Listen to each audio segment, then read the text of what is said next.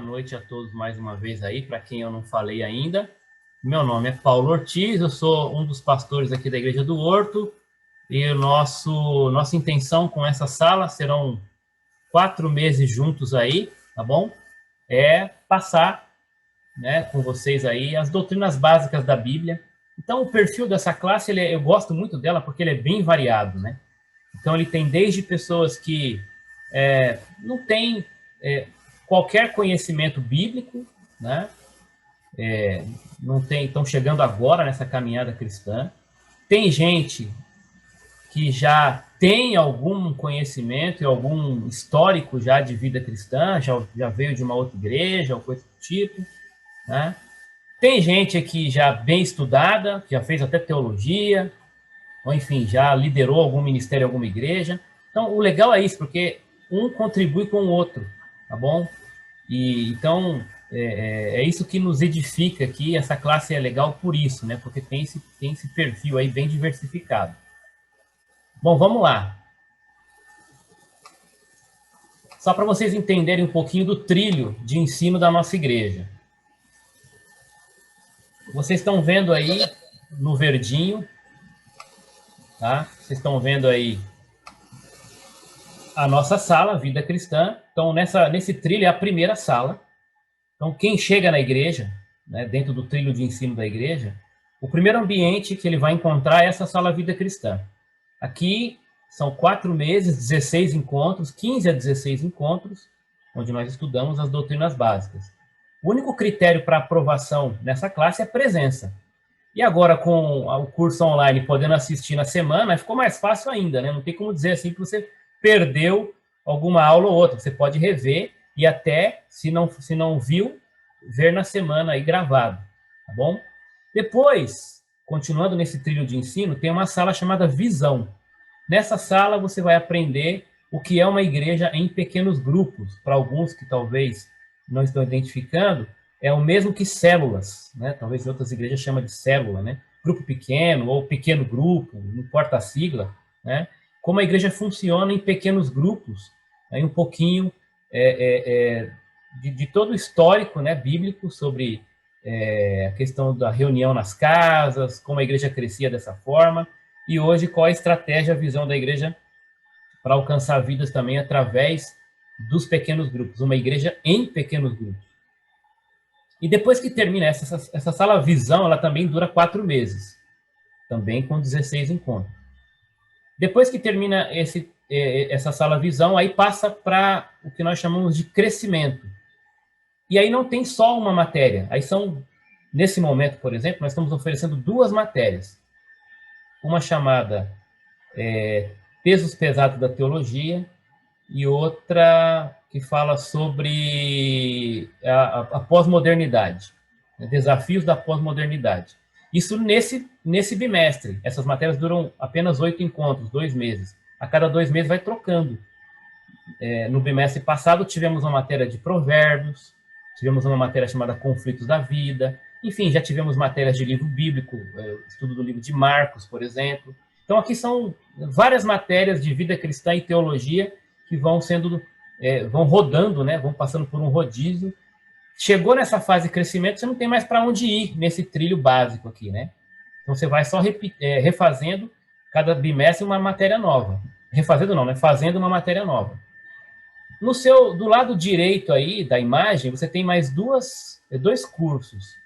Um chamado de formação, e esse curso de formação ele é bem específico para quem vem da nossa sala Vida Cristã ou da sala Visão, que esteja participando de um pequeno grupo e tenha potencial para ser líder de pequeno grupo. Então, essa pessoa é convidada para fazer um curso para formação de líderes de pequenos grupos. Esse pode ser o seu caso daqui a alguns meses, tá bom? Essa classe de formação, ela está fora desse trilho aí, porque ela não acontece aos domingos. Essa é uma turma que é formada à parte para um curso que a gente chama de tiro curto, né? Isso pode ser 3 sábados, né? Dependendo da turma, pode ser dia da semana, varia muito com a turma que faz, a necessidade de cada um, né? O tempo disponível de cada um.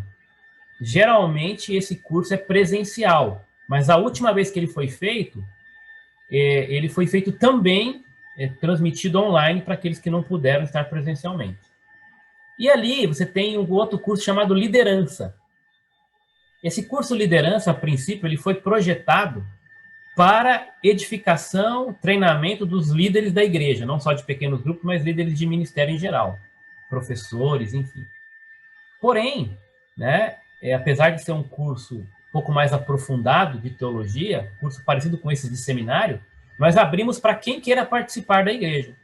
Então, por exemplo, o último curso que nós tivemos do Portal Liderança foi o curso de Romanos. Trouxemos um professor de seminário lá de Atibaia, e ele deu esse encontro em 3 sábados também para nós. Isso também ficou gravado, também foi presencial e online, então a nossa igreja pôde acompanhar. Quando surgir um novo curso, a gente vai estar sempre anunciando nas redes sociais da igreja, nos domingos ali também, na hora dos avisos, vocês vão ficar sabendo disso aí.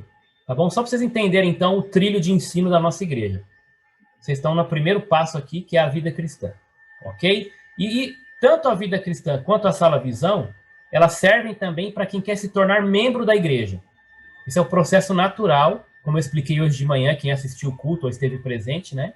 Ou mesmo no online, percebeu que eu falei o quê? Para você ser membro da igreja, você precisa passar pela Sala Vida Cristã e pela Sala Visão, o que vai dar mais ou menos 1 ano frequentando a igreja, conhecendo e sendo conhecido, para aí então dizer, eu quero, é isso que eu quero mesmo, eu quero me tornar membro da igreja. Aí depois disso tem a etapa onde nós vamos ter uma entrevista, né, com os pastores e diáconos, um tempo ali à tarde, um café, e aí depois sendo, né, passando por esse tempo de entrevista, a gente tem uma assembleia para recepção de novos membros. Esse é o processo também, né, para quem quer se tornar membro da igreja. Então, mesmo que você não queira, você já está no trilho. Então, isso é importante também. Lá na frente, se você quiser, já está participando. Oi? Me diga uma coisa, depois desse caminho todo aí a pessoa já está apta para frequentar o seminário? Frequentar o seminário?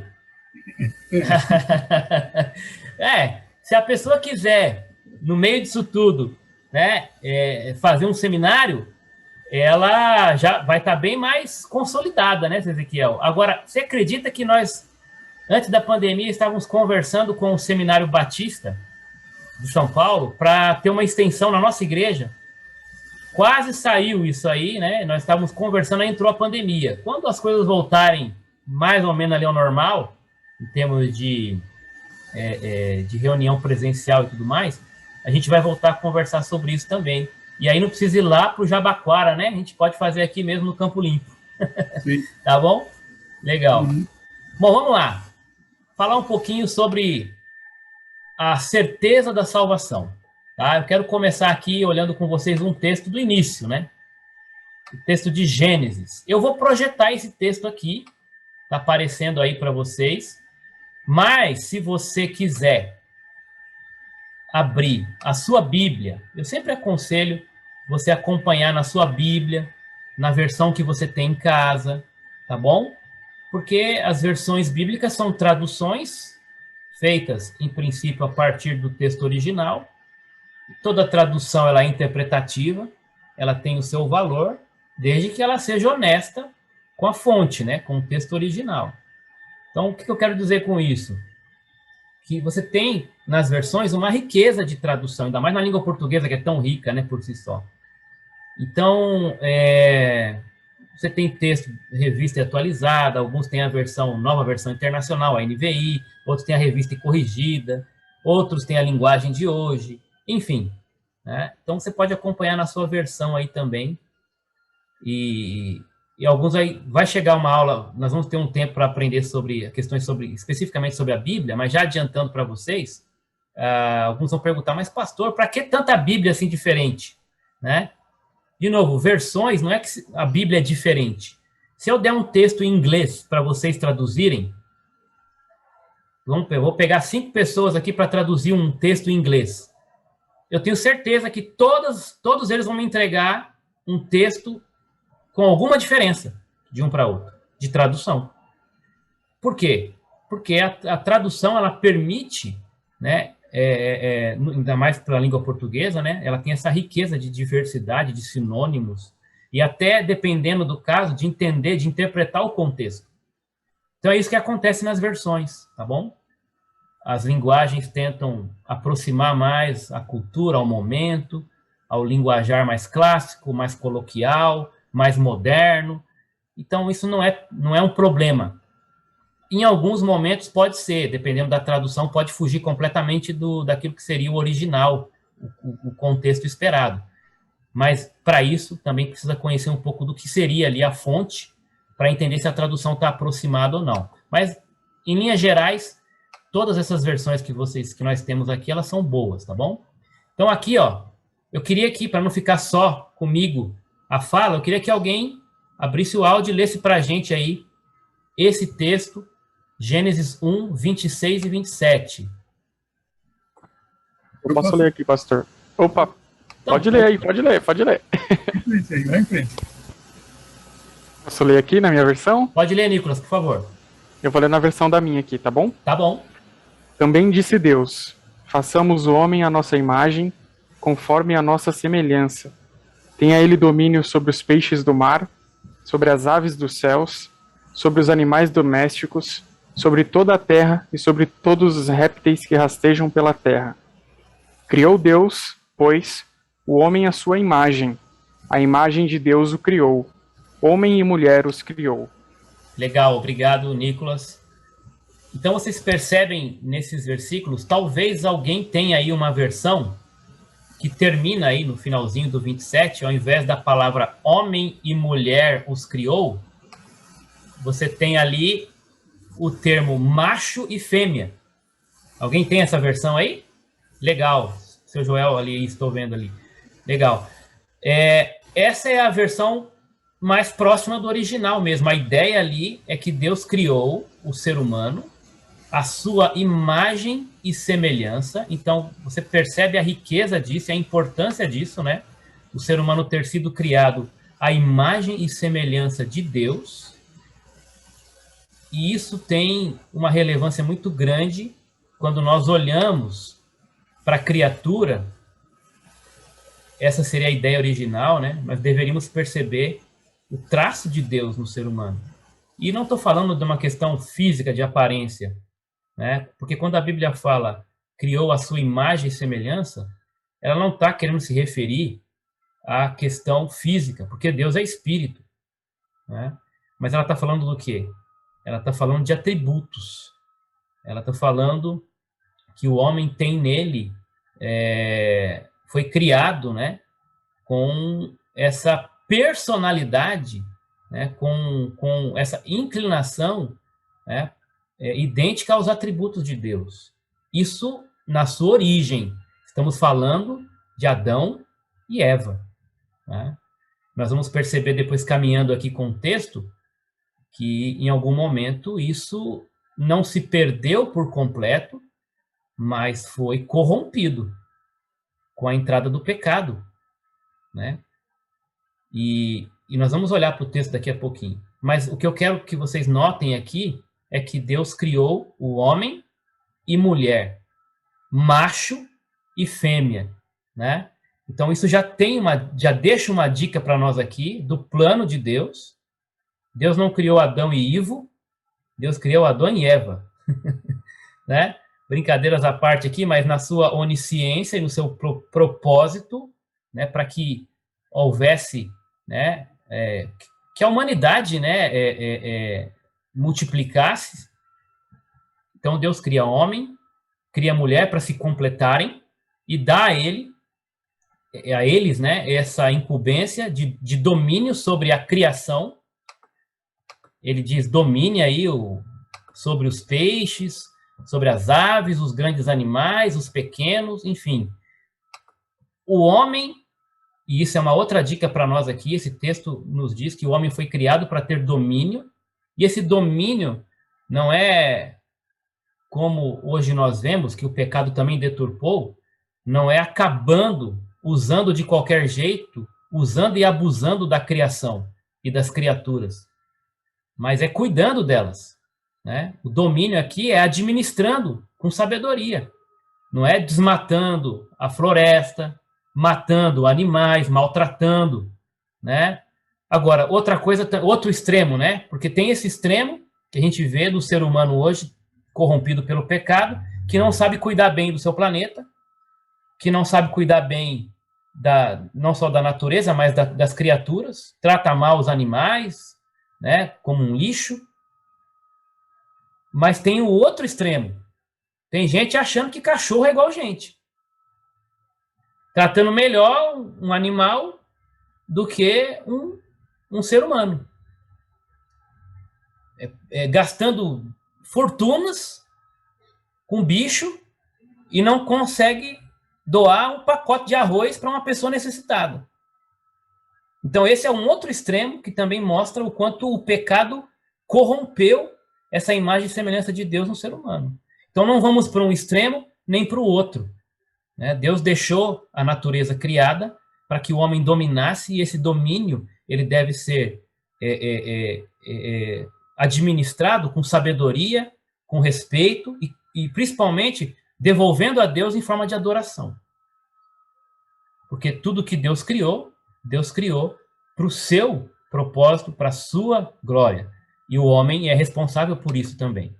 Agora eu quero que vocês notem no texto, e isso é muito legal, porque eu vou sempre pedir para vocês voltarem e olhar para o texto. Você percebe que o texto começa com um plural ali. Façamos. Façamos. E aí eu quero que vocês percebam, né? E se não perceberam ainda, o que significa isso? Por que tem um plural aí? Isso é o começo de tudo, né? Pode falar quem tem uma dica aí, ou quem já sabe também. Pode falar. Pastor, o que eu acho é o seguinte, ali era Deus Pai, né? Deus Filho e Deus Espírito Santo, a Trindade, né? Muito bem, Ezequiel. Aí, ó, aprendeu direitinho nas aulas passadas aí, né? Na turma passada. Uhum. Muito obrigado. É exatamente isso, gente. E é maravilhoso. O texto diz, no plural, façamos o homem a nossa imagem e a nossa semelhança. E fica sempre essa pergunta quando nós olhamos para isso. Mas como é que pode? Não foi Deus que fez, mas quem mais estava junto ali? Porque façamos a nossa sugere que tem mais que um. E é exatamente isso, gente. Tem mais que um. A Trindade agindo desde o princípio. Por quê? Deus Pai, Deus Filho e Deus Espírito Santo são um só em essência. E são Deus, o mesmo Deus, em 3 pessoas. E eles estavam ali no princípio, né? O João no seu evangelho, já começa dizendo isso, né? João capítulo 1. No princípio era o Verbo, referindo-se a Jesus Cristo. O Verbo estava com Deus e o Verbo era Deus. Então ali ele diz que já no princípio o Filho estava atuante na criação. Diz que todas as coisas foram criadas por ele, sem ele nada do que foi feito se fez. Você pode ler João capítulo 1, que você vai perceber tudo isso narrado lá. Então, é maravilhoso saber que já na criação do ser humano, na criação do universo, a Trindade estava presente. Isso mostra também algo sobre o caráter de Deus para nós. Deus é plural, gente. Deus não é sozinho, Deus não é solitário. Desde a eternidade, ele subsiste em 3 pessoas. Jesus não foi criado num determinado momento para vir ao mundo. Ele apenas foi enviado num determinado momento. Ele é Deus, então Jesus nunca foi criado. Isso significa ser eterno. Nunca foi criado, não tem começo nem fim. Então, o Pai, o Filho e o Espírito Santo sempre existiram. Na nossa cabeça limitada, é difícil entender isso, né? Quando é que Deus começou? Tudo que existe, existe a partir de Deus, né? E nós estamos falando com isso, Deus Pai, Deus Filho e Deus Espírito Santo. Por isso o texto aparece aí em Gênesis 1, no plural. Façamos o homem a nossa imagem e semelhança. Alguns teólogos vão dizer que esse plural aí, né, tentando negar a presença da Trindade aí, ou pelo menos diminuir a importância dela, eles vão dizer que na língua hebraica esse é um plural de realeza. Que todas as vezes que o texto hebraico quer se referir ao ser supremo, ao ser majestoso de Deus, ele usa um plural de realeza, né?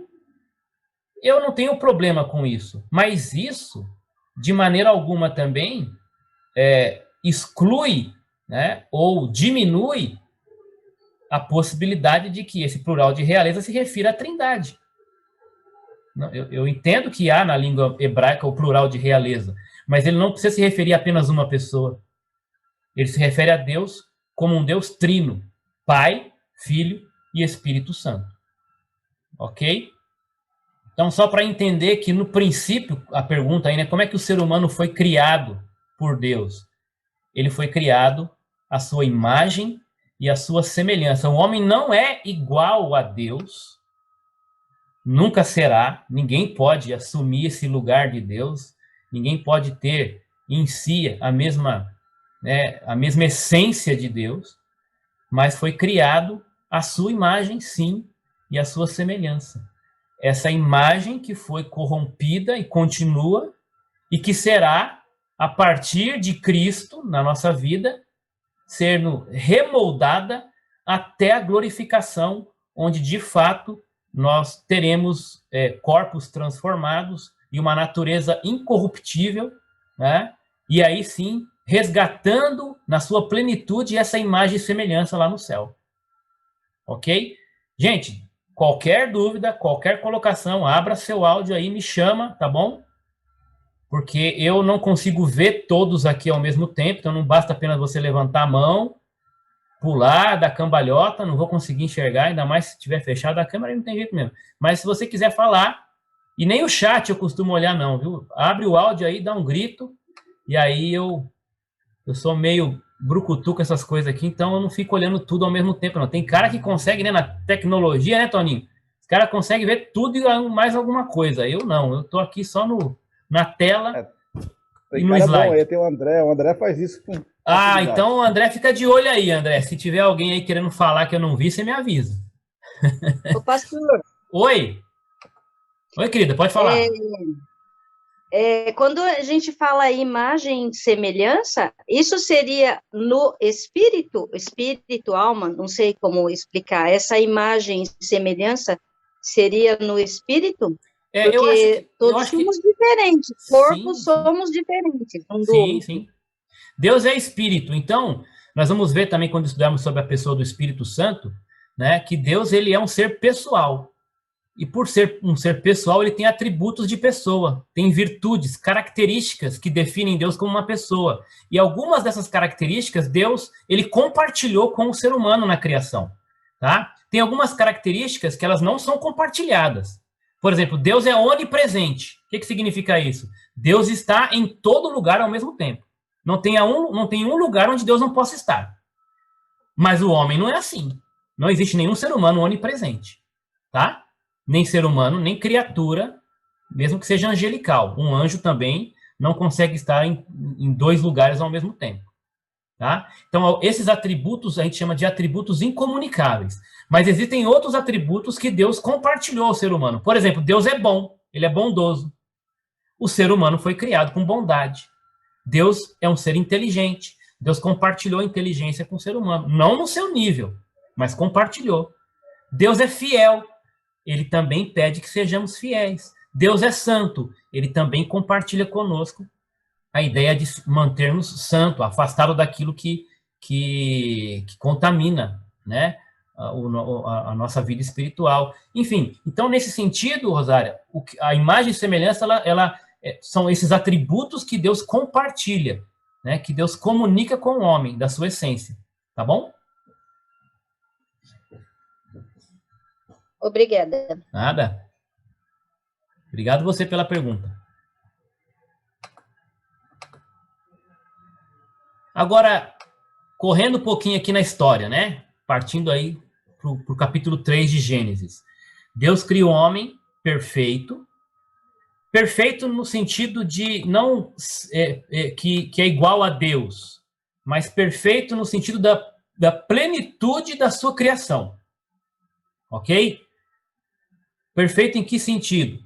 O homem, como ser criado, nota 10. Como ser humano. Né? Não tinha defeito algum. E não tinha pecado. Mas nele, aliás, há quem diga que no conceito de perfeição está embutida a possibilidade do erro. Como é que eu sei que uma cadeira é perfeita? Porque eu posso comparar essa cadeira com uma outra cadeira que está quebrada, ou que está manca, né? Que está desnivelada. Então, eu só posso entender o que é perfeito quando eu tenho algo para comparar. Tá? Como é que eu sei que, para alguns, como é que fala assim, olha, hoje esse feijão está perfeito? Porque provavelmente você já comeu algum feijão que não gostou. Então, você pode comparar. Claro que isso é uma questão de gosto, né? Mas, enfim, quando o ser humano é criado perfeito, nessa questão da criação dele está a possibilidade do erro, ou seja, o livre-arbítrio. Adão teve isso. E somente Adão. No sentido da salvação, tá? Porque ele não tinha pecado. Então ele podia escolher continuar sem pecado. Nós vamos ver isso. Mas ele também tinha a possibilidade da queda. Deus não criou um robô. Deus criou um ser humano à sua imagem e semelhança. Por isso, nessa ideia de criação perfeita, estava embutida a possibilidade da queda. Ok?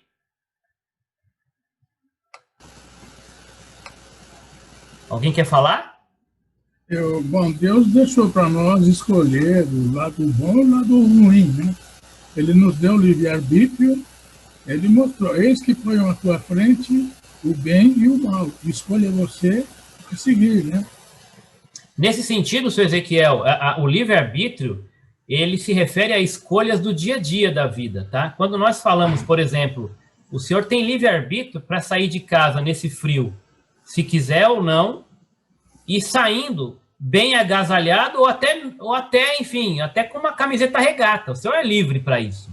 É claro que você vai ter pessoas que te amam falando, não saia desse jeito aí fora, tá muito frio, mas o senhor é livre, né? Se o senhor quiser sair nu, o senhor tem essa liberdade, porém cerceada pela lei brasileira, que ao reparar que o senhor está nu no meio da rua, será levado, conduzido para uma delegacia, porque na nossa lei isso não pode desfilar aí desse jeito, ok? Então, a lei também veio para isso, né? Para colocar limites nessa liberdade que o homem acha que tem. Mas o livre-arbítrio é isso, a roupa que você escolhe, se você quer cortar o cabelo, se você não quer, se você quer torcer para um time ou para outro, né? Enfim, o livre-arbítrio nessas questões do dia a dia, das decisões cotidianas. O homem não tem livre-arbítrio para questões espirituais em relação à sua salvação. Isso ele perdeu. Por quê? Nós vamos perceber, depois que vem a queda pelo pecado, a Bíblia diz que nós somos afastados de Deus. A Bíblia diz que nós estamos mortos nos nossos delitos e pecados. E uma vez morto, o morto não tem escolha. Morto não tem desejo. Morto não tem arbítrio. Entende? Então ele precisa que venha sobre ele uma nova vida, né? Para lhe dar um novo coração, né? Lhe tornar uma nova criatura, abrir os seus olhos para a realidade espiritual. Adão perdeu isso lá, e, consequentemente, como ele era um representante espiritual de toda a humanidade, Romanos fala isso, Paulo em Romanos fala isso, né? Assim como o pecado entrou no mundo por um só homem, vindo a condenação, o juízo, também, né, por um só homem veio a salvação, que é Cristo. Nós vamos ver isso também na sequência, tá? Então, o livre-arbítrio para as coisas do dia a dia nós temos, mas para a salvação, não. Ok? Isso foi perdido lá no Éden. Oi? E com relação àquela passagem que tem lá em Josué, e ele fala para o povo de Israel, escolha, faça a sua escolha, seguir a sua casa vai... Eu não estou bem lembrado como que era. Sim, ele deu uma escolha para o povo. Né? A escolha ali, Ezequiel, ela está relacionada à santidade, obediência, não à salvação. Tá bom? Sim. A escolha ali é, se vocês querem obedecer, sigam esse caminho, a lei. Se vocês quiserem desobedecer, vão para o outro caminho e vão assumir, vocês vão receber a escolha, a colheita pela escolha que vocês fizeram. Tudo que vocês plantar, vocês vão colher. E basicamente, no Antigo Testamento, essa era a grande exortação dos profetas. Né? A lei e os profetas avisava deixava esse recado assim em letras garrafais. Obediência traz vitória e desobediência traz derrota. Em linhas gerais, o Antigo Testamento é isso. Se vocês me obedecerem, estarão seguros na terra que eu prometi para vocês. Mas se vocês me desobedecerem, vocês serão escravizados, serão cativos e vão sofrer as disciplinas. Mas não é assim também que nós educamos nossos filhos, né? Em linhas gerais é isso, né? Obediência traz vitória e desobediência traz derrota, ou seja, disciplina, né? Agora, Deus espera que a obediência ela seja voluntária, por amor, por adoração, e não por obrigação. Porque nós sabemos que quem tem filho pequeno como eu, a tendência da criança, que também é pecadora, nasce já com a raiz do pecado, a criança pequena ela obedece ou porque ela almeja e tem a expectativa do prêmio, né? Tipo assim, se você ficar bonzinho hoje, o papai vai trazer um chocolate à noite para você. Ó, então por que ele obedece? Porque ele está esperando o chocolate. Ou o contrário, né? O medo, o temor do castigo. Aí o pai já falaria assim, olha, se você não obedecer, quando eu chegar à noite aqui, você vai apanhar. Então ele obedece por medo da punição. Obedecer por medo da punição e obedecer por expectativa do prêmio é legítimo, mas não é o ideal. O ideal é o pai nem falar nada, vamos dizer assim, né? Não ameaçar e nem também condicionar um prêmio. E quando ele chega à noite, o relatório da mãe é, olha, a criança obedeceu. E aí o pai vai perguntar, nossa, filho, você obedeceu, eu nem prometi nada para você, você obedeceu? E aí o filho responde, pai, eu obedeci porque eu te amo. Eu obedeci porque eu te amo. Eu não obedeci por causa do chocolate e nem por causa do chinelo, né? Eu obedeci porque eu te amo. E assim deveria ser com Deus também. A nossa vida de santidade, de obediência, não é porque Deus promete alguma coisa para nós, um toma lá da cá, você me dá 10 que eu te dou 50, como alguns falam, né? Você dá 10 para Deus, Deus vai te devolver 50. Ou então, se você não obedecer, Deus vai te mandar para o inferno, coisa do tipo, né? Vai castigar, vai mandar uma doença, uma praga, ou coisa do tipo. Não. Né? Eu obedeço a Deus porque eu amo. Porque Ele é meu Pai. Simplesmente por isso já é suficiente. E eu amo meu Pai. Né? É isso que Deus espera de nós, obedecer por amor e por adoração. Né? Então, esse texto, Josué convoca o povo para esse tipo de obediência voluntária, né? Por amor e por adoração. Vamos lá. Que atitude, então, o ser humano tomou? Aí tem 2 slides para completar esse de 1 a 7 aí. Eu queria que alguém lesse para nós aí, Gênesis 3, de 1 a 7. Que atitude o ser humano tomou diante do mandamento de Deus? Eu posso ler. Pode ler. Ora, a serpente era o mais astuto de todos os Animais. selvagens que o Senhor Deus tinha feito. E ela perguntou à mulher, foi isto mesmo que Deus disse? Não comam de nenhum fruto das árvores do jardim? Respondeu a mulher à serpente, podemos comer do fruto das árvores do jardim. Mas Deus disse, não comam do fruto da árvore que está no meio do jardim, nem toquem nele, do contrário vocês morrerão. Disse a serpente à mulher, certamente não morrerão. Deus sabe que no dia em que dele comerem, seus olhos se abrirão, e vocês serão como Deus, conhecedores do bem e do mal. 6. Quando a mulher viu que a árvore parecia agradável ao paladar, era atraente aos olhos e, além disso, desejável para dela se obter discernimento, tomou do seu fruto, comeu-o e o deu a seu marido, que comeu também. 7. Os olhos dos dois se abriram e perceberam que estavam nus. Então, juntaram folhas de figueira para cobrir-se. Obrigado. Esse texto, gente, é muito rico. E eu quero voltar nele ali. E nós vamos analisar aí esse texto, alguns detalhes desse texto. Tá bom? Ele é muito rico e tem muito para nos informar a respeito do propósito de Deus, né? Não só o propósito original ali para os primeiros criados, homem e mulher, mas para todos nós, né? Para todos nós hoje em relação à salvação. Deus dá uma ordem: não comam do fruto da árvore que está no meio do jardim. Não comam. Nem toquem nele. Do contrário, vocês morrerão. Isso foi o que a mulher disse. Se você voltar comigo ali, o que Deus tinha mandado fazer? O que Deus tinha mandado fazer? Quem lembra da ordem de Deus para Adão e Eva? Gênesis 3. Pode abrir na sua versão também, se você quiser, viu? Deus deu uma ordem. Qual foi a ordem que Deus deu? Quem acha?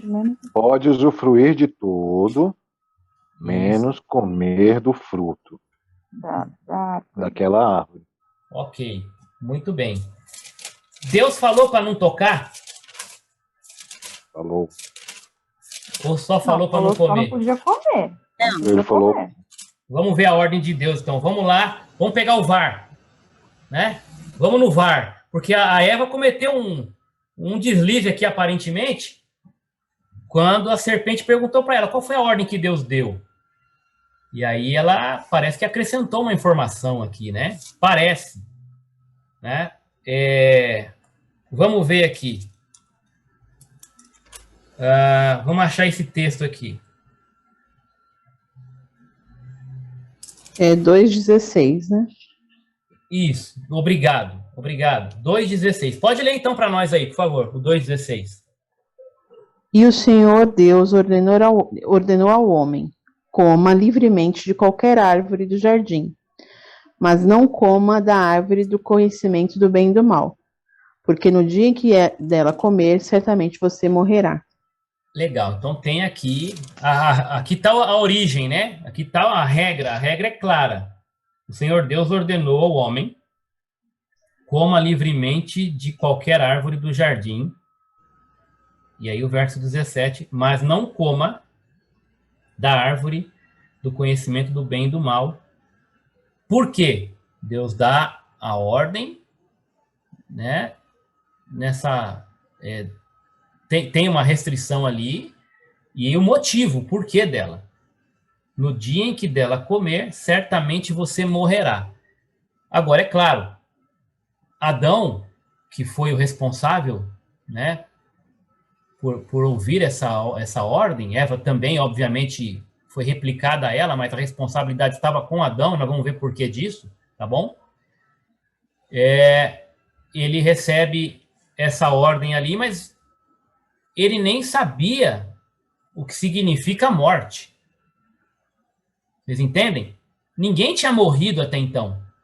Deus deixou uma ordem, mas naquelas, no dia que comer, vocês vão morrer. Eles não sabiam o que era morrer, tá? Mas é óbvio que ele teve essa noção. O texto não vai entrar nos detalhes, mas Adão sabia muito bem que era algo proibido, que era um não com todas as letras. Não coma, né? Porque quando comer, vai acontecer algo, né, que, obviamente, é chamado de morte, que não é bom para vocês, né? Muito bem. Só que quando nós chegamos ali no capítulo 3, a serpente encontra com Eva, nós lemos isso a partir do verso 1, e ela pergunta para a mulher no versículo 1, foi isso mesmo que Deus disse? Não coma de nenhum fruto da árvore do jardim? E a mulher responde, podemos comer do fruto das árvores do jardim, mas Deus disse, não comam do fruto da árvore que está no meio do jardim, nem toquem nele. Do contrário, vocês morrerão. Então, eu gosto de sempre parar aqui nesse detalhe do texto e perguntar para vocês duas coisas interessantes aqui, tá? Deus criou Adão e Eva, criou os animais, colocou-os lá, bonitinho, como nós conhecemos aí, no jardim. Nós sabemos, não sei se é novidade para vocês, que todos os animais, inclusive os animais selvagens, vamos pensar aqui o leão, né? Vamos pensar aqui, fala outro aí, né? Sei lá, um outro felino aí, enfim, um outro carnívoro. Urso, rinoceronte. Isso, outro animal selvagem, mas hoje o que nós conhecemos como animal carnívoro, né? Todos estavam ali. E, porém, eles não havia animal carnívoro. Por que não havia animal carnívoro ali no Jardim do Éden? Porque ninguém tinha morrido, certo? Não havia morte no mundo ainda, ok? A ordem de Deus estava condicionada à desobediência, a ordem da morte estava condicionada à desobediência do ser humano. No dia em que comerem, morrerão. Mas antes disso, não havia morte. Sabe por quê? A morte, né, teologicamente falando, ela é consequência do pecado. O salário do pecado é a morte. Isso nós lemos em Romanos 6, 23. Romanos capítulo 6, versículo 23. Em Romanos também Paulo diz que o pecado entrou no mundo por meio de um só homem e trouxe consigo a morte. Então a morte veio depois do pecado. Antes do pecado não havia morte. Se não havia morte, então não havia animal carnívoro. Porque para você comer carne, alguém tem que morrer. Certo? Muito bem. Independente disso, leão era leão, urso era urso, rinoceronte era rinoceronte. Animais brutos que pesam, né, alguns aí toneladas, que você não pode, né, não dá para ficar brincando com um leãozinho, porque o bicho é bruto, ele é selvagem, não deixa de ser selvagem. Aquele desenho lá que a gente vê nos encartes de criança, Adão brincando com o leão, né, de rolar no chão, tal, uma patada de um leãozinho, dependendo de como for, pode arrancar, né? Pode fazer estrago. Então, assim, não havia, né, essa violência carnal, ou carnívora, né? Mas não deixavam de ser animais de porte. Então, não havia morte. E aí, Deus fala assim, vocês não devem comer. Deus já havia criado os animais, e animal sempre foi animal, né, como nós conhecemos. E eles conviviam com os animais, brincavam com os animais, muitos deles.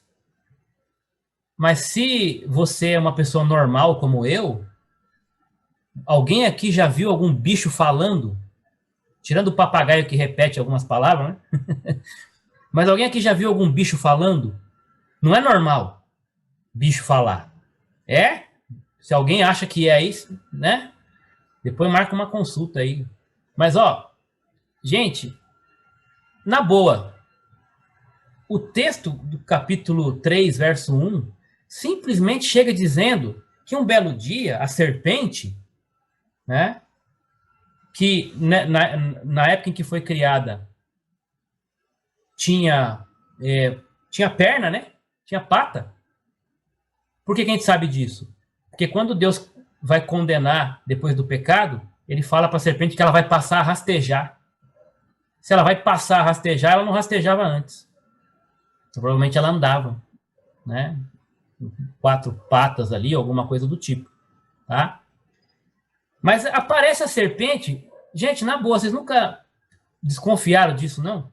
Ela começa a conversar com a mulher, gente. O problema aqui, é claro, Gênesis capítulo 3 fala do texto da entrada do pecado no mundo, mas você nunca parou para falar assim, meu Deus, Eva trocou ideia com essa serpente numa boa.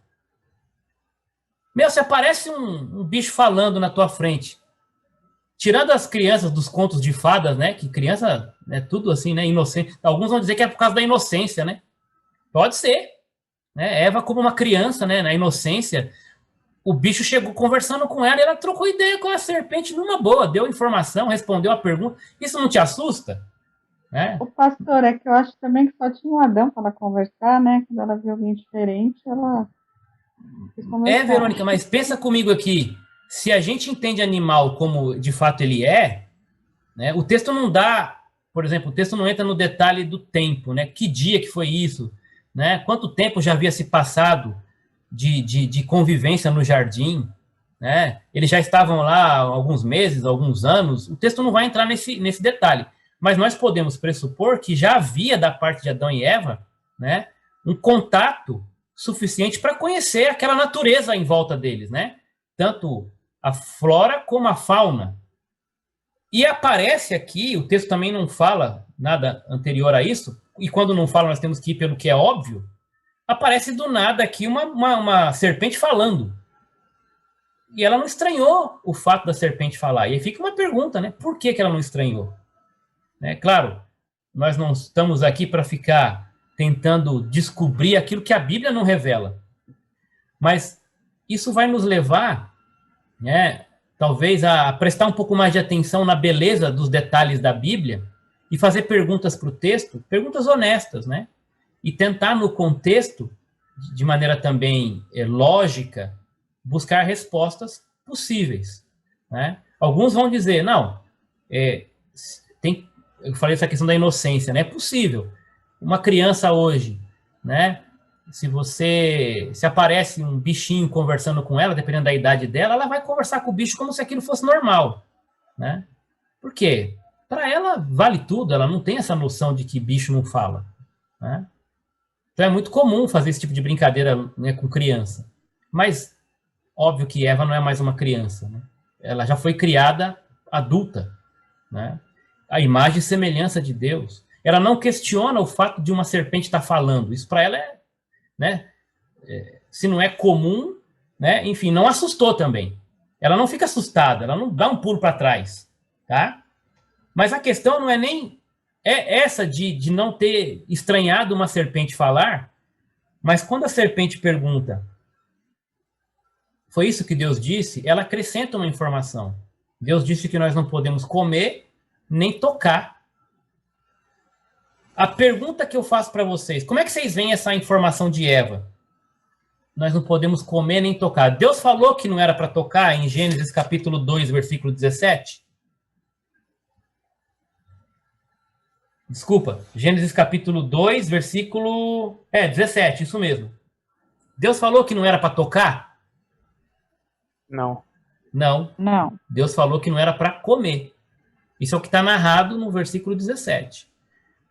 Mas olha só o que implica, então, Eva ter dito que não podia comer nem tocar. O que você acha? Eu não sei, pastor, só uma observação. Agora me veio, vendo a sequência, Eva foi criada após essa ordenança. Será que o Adão passou todas as informações mesmo do manual lá do Éden? Boa pergunta, Aline. E nós temos que entender uma coisa. A linguagem narrativa de Gênesis, né, uma linguagem num estilo mais assim, poético, é como... Você já assistiu aquele tipo de filme que primeiro você mostra o todo para depois começar a explicar as partes? Gênesis é mais ou menos assim nos primeiros capítulos. Deus chega, no princípio criou Deus os céus e a terra. E aí ele vai contando como foi cada dia.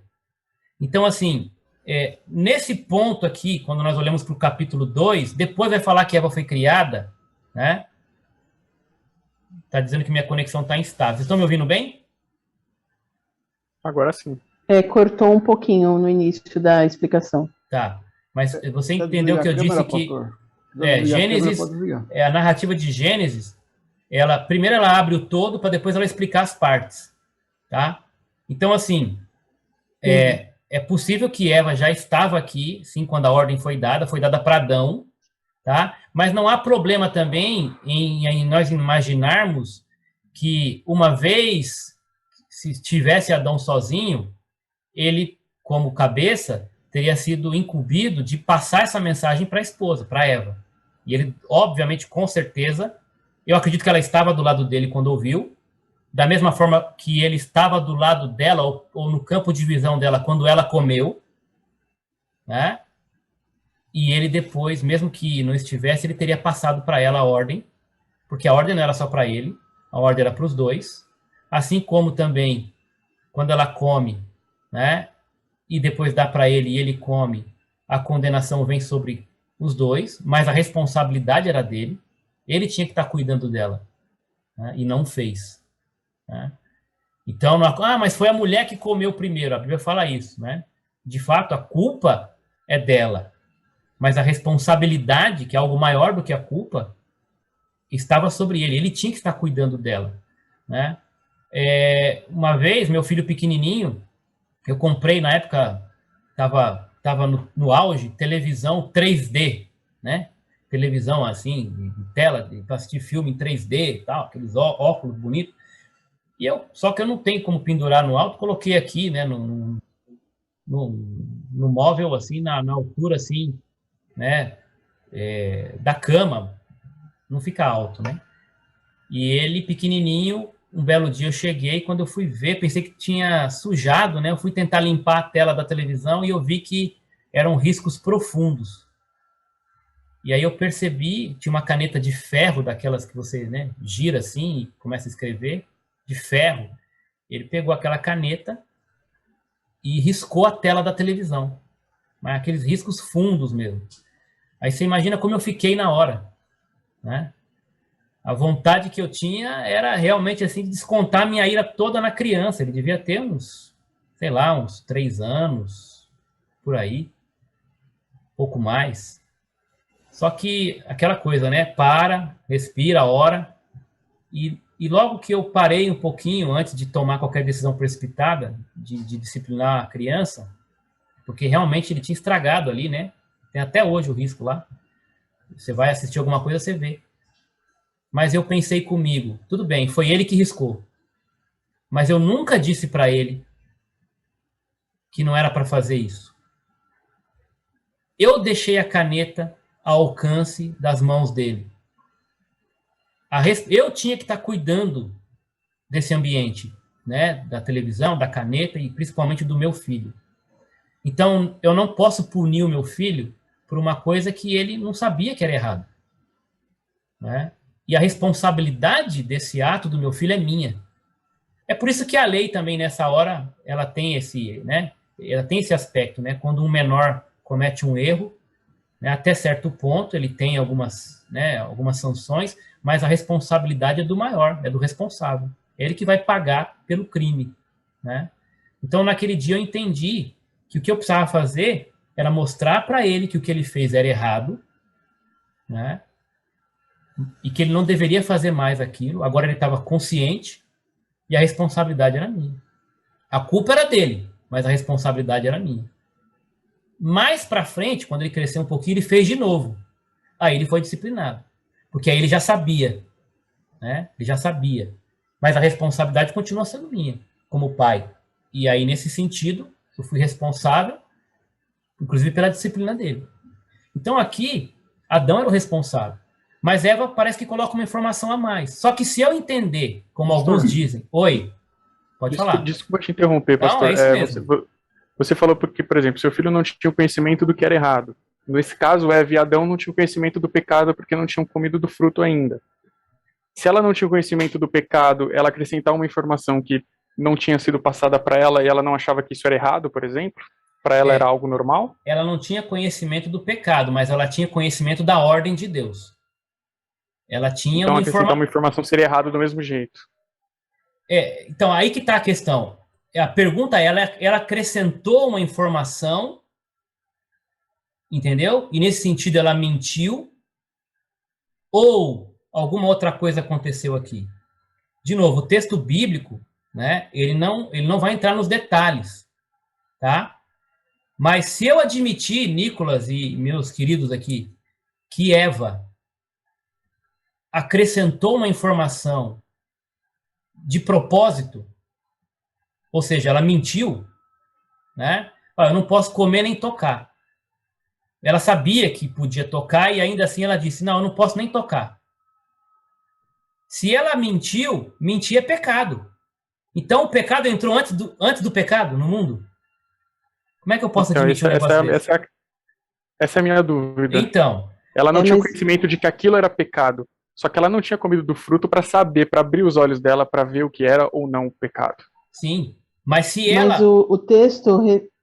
Pode falar, Aline, pode falar. Mas o texto fala, ressalta bem que a serpente era um ser astuto. Então, a serpente poderia ter induzido ela, né? Às vezes não está explícito aqui, mas poderia ter tido contatos anteriores que induziram Eva a falar mais do que podia. Eu acho legal esse exercício, é isso que eu quero de vocês, esse exercício de a gente pensar, né, de maneira lógica o texto bíblico. Não é errado fazer isso, tá? O que a gente não pode é inferir, é chegar cravando, não, Eva era isso, porque o texto não diz. Tá bom? Fala, seu Joel. Adão recebeu essa ordem também, a gente pode conjecturar aí, né? Pode. E podem falando, você não pode comer desse fruto, não chegue nem perto. Pode ser. Tá. Né? Legal. O que eu quero propor para vocês aqui, de novo, eu não posso cravar nada, porque o que nós temos é informação bíblica, e com isso eu quero ensinar vocês também a serem honestos com o texto, tá bom? Você não pode afirmar nada aqui, dizer, não, Eva mentiu. Não, Eva não sabia. Não, Eva era inocente. O texto não aponta diretamente para nada disso. O texto só traz a informação. Deus falou, não coma, e ela, ao relatar isso para a serpente, ao replicar essa ordem, ela diz, eu não posso comer nem tocar. O que eu, Paulo, proponho aqui como algo que provavelmente solucionaria essa questão sem trazer mais complicação para esse contexto de pecado, porque eu não posso admitir que Eva pecou antes de comer, porque foi Deus que disse que só depois que eles comessem, eles morreriam. E esse morreria é no sentido de se afastar de Deus, de perder a conexão com Deus. E, obviamente, também, consequentemente, uma morte física, né? Uma disciplina. Tá? Muito bem. Eva, ela, como alguém propôs aí, ela foi criada com inteligência. Ela foi criada à imagem e semelhança de Deus, com discernimento. Ela não era uma bobinha, né, que não tinha nenhuma noção da vida. E ela já, assim como Adão, eles trabalhavam, eles cultivavam o jardim, cuidavam deles. Eles tinham uma noção de como as coisas funcionavam, mecanicamente falando, como que as coisas ali andavam, como que era o dia a dia no jardim. Deus passeava com eles todos os dias. O texto fala isso. Eles conversavam. Outras coisas que a Bíblia não relata. Mas eles passeavam com Deus, né? E aqui, sendo bem racional e lógico, para mim, a informação de Eva, apesar de trazer um detalhe novo no processo, ele é muito natural e lógico. Para você comer uma fruta, o que você tem que fazer primeiro? Descascar a fruta. Pegar. Entende, gente? Então, para mim, o raciocínio lógico que Eva estava explicando para a serpente era apenas uma questão que era o processo. Eva entendia que, ao pegar a fruta, ela já estava intencionada. Então, ela disse o quê? No meu ponto de vista, eu não posso pegar porque faz parte do processo, né, que vai contra a ordem que Deus deu, que é comer. Eu vou querer pegar a fruta para quê? Para jogar bola com Adão no jardim? E eu nem sei se era redonda essa fruta, né, para falar a verdade, porque alguns vão cravar dizendo que era uma maçã, né? Aliás, para curiosidade, a Bíblia não diz que fruta que era, tá? E outra, por que alguns vão dizer que é maçã? A informação que a Bíblia traz é que era um fruto agradável aos olhos e desejável ao paladar. Ou seja, aquela fruta que quando você olha, dá uma vontade enorme de comer, só de olhar. E foi feita uma pesquisa, né? Algum dia, algum momento aí, e perguntaram para várias pessoas, né, nessa pesquisa, qual era a fruta mais bonita do mundo. E a maçã ganhou, né, como uma fruta. E ela é realmente, né, você pegar uma foto de uma maçã, aquela maçã bem bonita, brilhante, vermelhinha, é linda, né? Então é pouco provável que tenha sido uma jaca, né? Ou alguma coisa assim, um maracujá daqueles bem... Eu estou brincando aqui, mas Paulo, eu quero acreditar que era um fruto que jamais existiu em qualquer outro lugar, né? Era um fruto específico para aquela árvore. Muito bonito, muito desejável, tá bom? Talvez a fruta que mais se aproxime no nosso, né, visivelmente falando, para o nosso contexto, seja a maçã mesmo. que talvez aí para você também seja a fruta mais bonita que existe. Mas, enfim, isso também não faz, né, não é o mais importante aqui. Importante é saber que, no meu ponto de vista, Eva simplesmente foi lógica. Ela falou, eu não posso comer, não posso tocar. Por quê? Porque faz parte do processo. Para comer, eu tenho que tocar. Né? Não que ela acreditasse que só o tocar na fruta já causaria, né, a punição, mas que aquilo já era uma decisão, né, de ir contra a ordem de Deus. Ao desejar pegar aquela fruta, eu já estou mergulhada no processo de desobediência. É consequência natural que eu vá comer. Isso é uma resposta que eu entendo ser plausível. Como o Joel falou, nós podemos conjecturar, mas não dá para cravar que era por causa disso, porque a Bíblia não fala. Quando a Bíblia não falar, gente, esse é um grande problema de muita gente por aí. Querer dizer o que a Bíblia não diz. Tá? Então, quando a Bíblia não diz, se alguém perguntar, mas o que é realmente? Eu vou dizer, não sei. Não sei por que ela não se assustou quando conversou com a serpente. Não sei. E não sei por que ela disse que não podia tocar. Eu tenho uma ideia do porquê de um e de outro, que me parece ser lógica dentro do contexto. Mas eu não posso tornar essa minha ideia palavra de Deus, porque não está lá. Pastor. Ok? Fala, Ezequiel. Eu estou lendo aqui atentamente, que diz assim no versículo 16 do capítulo 2, diz lá, e o Senhor Deus ordenou ao homem, coma livremente de qualquer árvore do jardim, mas não coma da árvore do conhecimento do bem e do mal. Aqui não está falando que não pode tocar, né?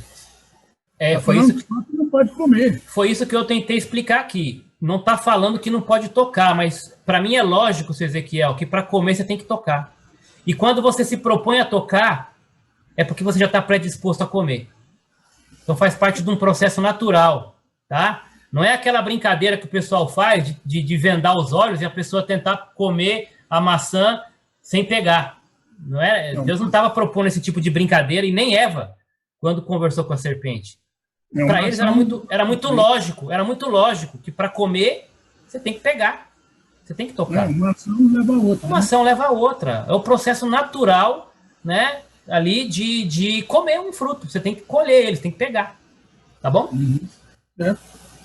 Eu, pastor. Oi. Eu acho que independente se a fruta ou a Eva incluiu uma informação, Deus colocou aquilo lá como uma condição. Vocês podem tudo, menos isso.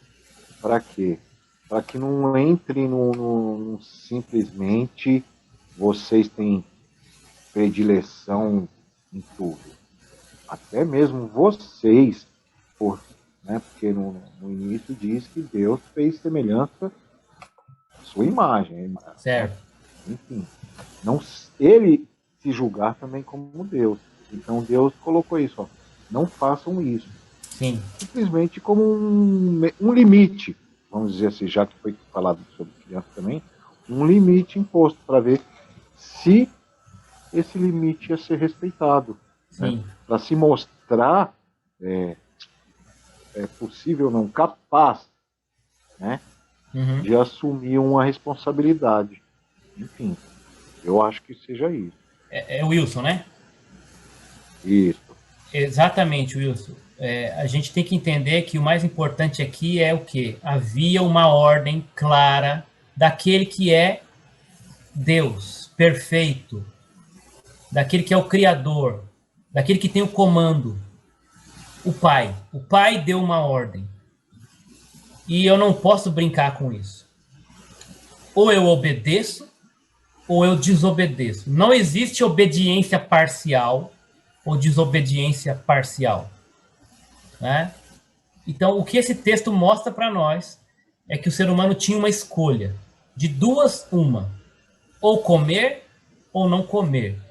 E o que acontece? Nós vemos ali no final desse texto, quando a mulher viu que a árvore lhe parecia agradável ao paladar e atraente aos olhos, né, desejável para se obter discernimento, porque era o fruto do conhecimento do bem e do mal, foi isso que a serpente induziu, né? Não. Ela diz assim, Deus falou isso, mas é porque ele não quer que vocês sejam igual a ele, que vocês vão ter conhecimento igual a ele. Isso atiçou, né, em Eva essa vontade de conhecer o que ela não poderia conhecer. Então, ela pega a fruta, come, e é interessante o texto aqui, e nós estamos caminhando para o final dessa aula de hoje, comeu e deu ao seu marido, que comeu também. Os olhos dos dois se abriram, e aí, né, perceberam que estavam nus. Então juntaram folhas de figueira para cobrir-se. Gente, 2 detalhes aqui para a gente terminar. A mulher come. O que acontece quando a mulher come? Nada. Concorda com o Toninho? O que acontece? Nada. Quando a mulher come, não acontece nada. Aí ela pega e faz o quê? Logo em seguida. Vai oferecer pro moço, né? Aí, ó, não aconteceu nada comigo, você também pode mandar ver. E, óbvio, isso é uma inferência, mas assim, também é lógica, né? Porque o texto, ele simplesmente vai dizer que ela come e dá ao seu marido, que também come. O texto, de novo, ele não entra no tempo, na matemática disso. O marido estava onde? Tem até alguém que escreveu um livro chamado O Silêncio de Adão, né? Que vai propor que Adão estava longe nessa hora, mas não dá para saber, a Bíblia não fala onde estava Adão. O que a Bíblia fala é que ela pegou, tomou e deu ao seu marido. Pode parecer que ele estava por perto, do lado, no campo de visão. Não tem como a gente cravar isso, porque o texto bíblico não crava. O que o texto bíblico mostra é que Adão também comeu. E mais importante que isso, ou mais frustrante e dramático que isso, na hora que Adão come, aí o texto vai dizer, aí os olhos dos dois se abrem. Por que o olho dela não abriu na hora que ela comeu? Só depois que ela deu para o Adão. Eu entendo o seguinte, a ordem foi dada para o homem. A responsabilidade era do homem. De novo, né, o texto não crava o que aconteceria, porque fica uma pergunta aqui que alguém já fez um dia, né? Nós podemos pensar nisso. E se apenas Eva comesse e Adão não? O que teria acontecido? De novo, nós não podemos cravar, porque o texto bíblico não entra nesse detalhe, e o que aconteceu não foi isso. Adão comeu. E tendo comido, os olhos dos dois se abrem. Porque se o olho dela tivesse aberto antes, o texto bíblico teria dito, ela comeu, deu ao seu marido, comeu, aí o olho dele se abriu como o dela. Não, aí os olhos dos dois se abrem, depois que ele comem. Depois que Adão come, é que os olhos dos dois se abrem. Como assim? A ideia de que agora, né, está consumado a condenação. Porque a responsabilidade era de Adão. Ele era o cabeça.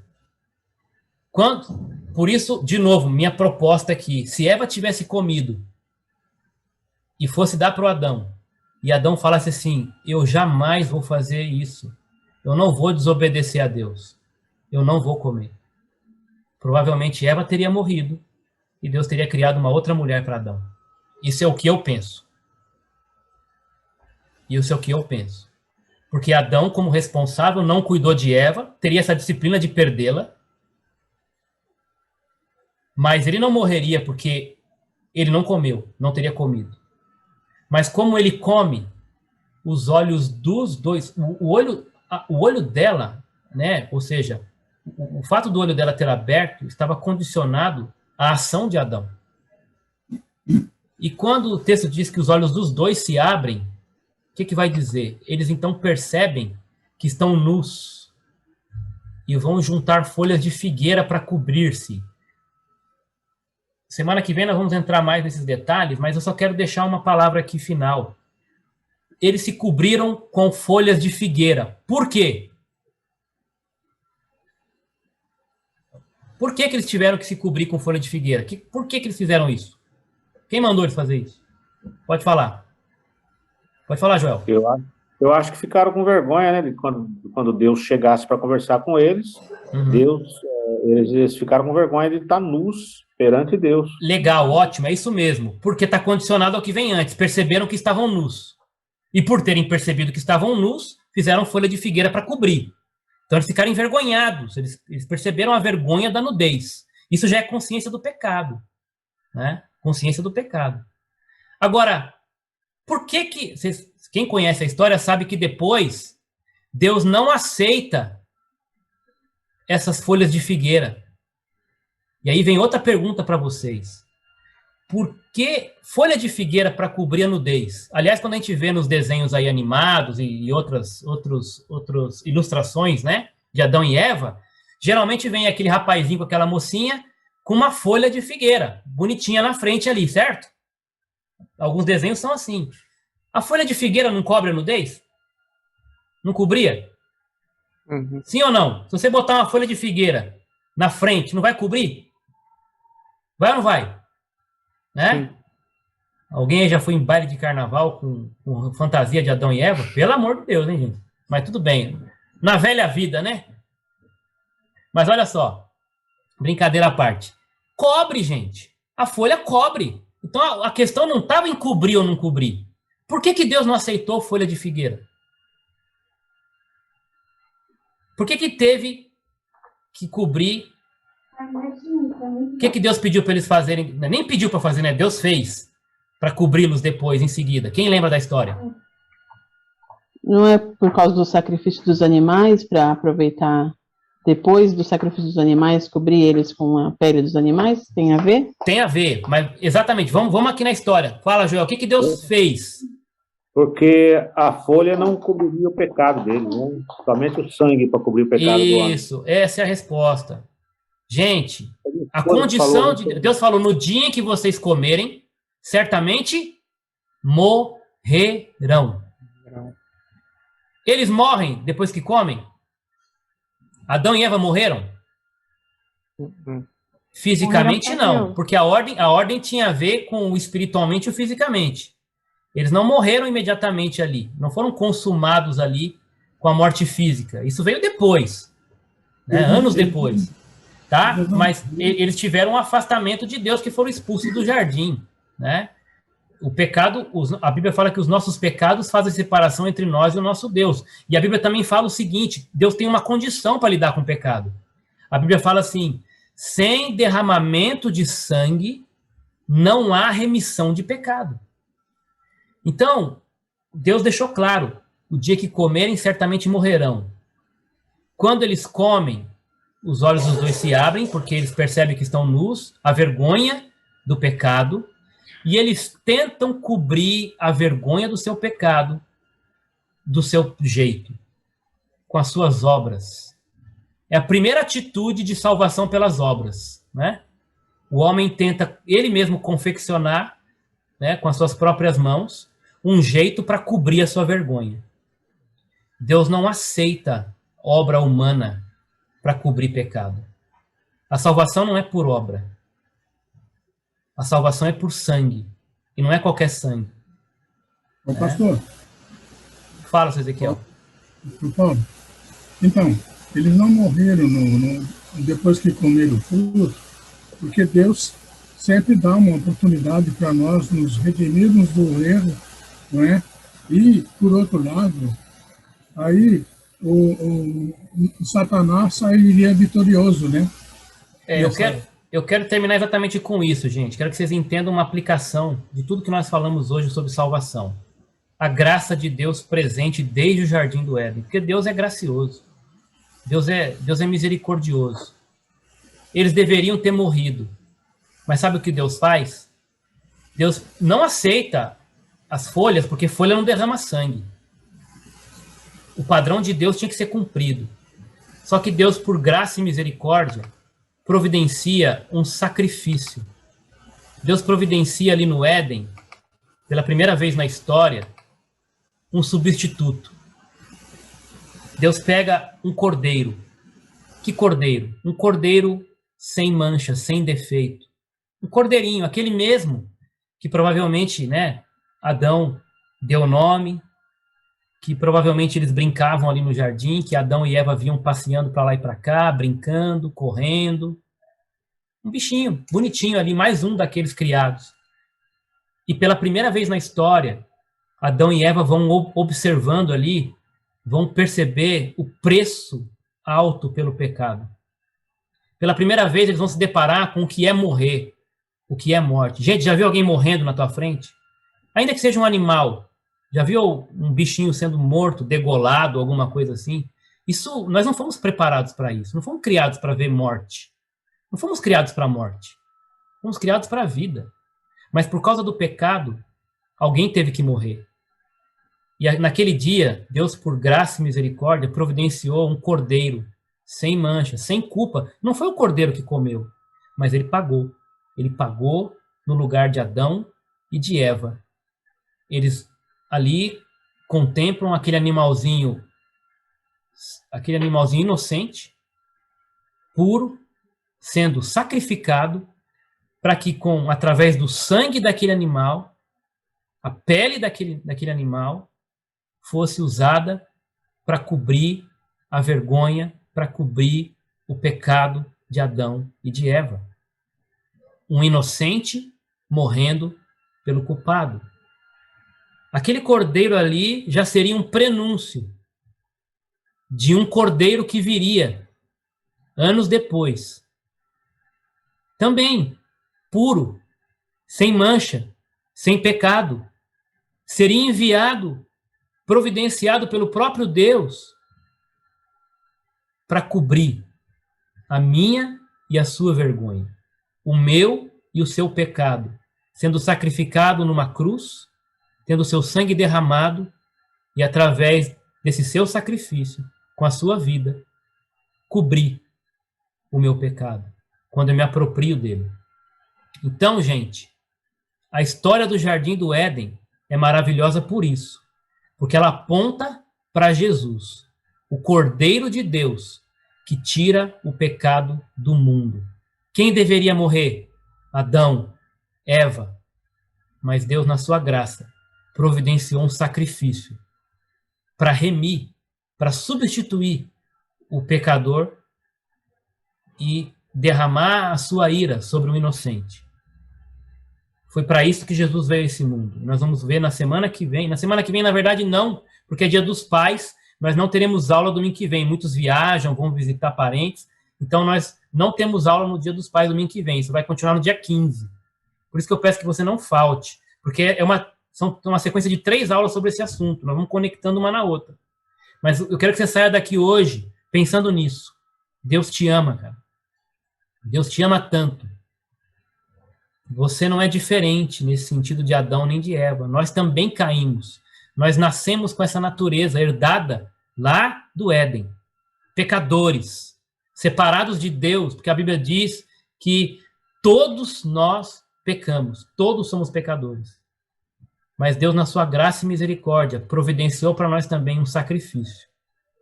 Um Cordeiro Santo. E é esse mesmo Cordeiro que veio para tirar o pecado do mundo, o meu e o seu. E só quando nós confiamos nele, eu tenho que parar de querer chegar até Deus com as minhas próprias forças, tá? Com as minhas próprias obras. Eu faço isso, faço aquilo, né? Mereço a salvação porque eu sou isso, eu sou aquilo, ou eu não sou aquilo, ou não sou aquilo outro. Não. Salvação não é por obra. Adão e Eva tentaram eles confeccionarem a roupa de figueira. Ah, legal, aparentemente estava tudo coberto. Mas Deus não aceitou. Por quê?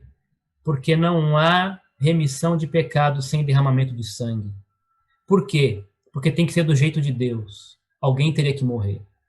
E por causa do meio do seu pecado, o Cordeiro de Deus veio a esse mundo. E se você ainda não entregou sua vida para ele, pare de tentar fazer com seus esforços. Jesus veio para salvar você, morreu no seu lugar. Você tem que entender isso. O Éden já anunciava isso. A mensagem da salvação já está desde o começo lá. Deus poupou, né, a vida de Adão e Eva, sacrificando um animal para cobrir, né, pelo pecado deles. Não deixou de disciplinar, não deixou de condenar, ali perderam a comunhão com Deus, mas o sangue daquele cordeiro evitou que eles fossem mortos ali. Tá? Da mesma forma, que o sangue de Jesus também nos purifica de todo pecado. É o único caminho que nós temos. Então, eu quero terminar essa aula de hoje, né, agradecendo a Deus por Jesus, pelo Cordeiro. Né, e o ser humano hoje está tentando também juntar suas folhas de figueira, tentar a salvação pelas suas próprias obras, cobrir sua vergonha com seu próprio esforço. Mas Deus está falando, eu não aceito. A minha condição é uma só. O Cordeiro que eu enviei, meu Filho, Jesus. O único que pode salvar. Então, quero orar nesse momento. Na verdade, vou pedir para o Toninho encerrar a aula. Então, Toninho, por favor, fazendo uma oração. Desculpa por ter passado um pouquinho do horário que nós combinamos aí. Mas você pode orar então por isso, Toninho? Alguém tem alguma dúvida, alguma pergunta sobre isso? Alguma colocação antes do Toninho orar, por favor? Tem alguma questão?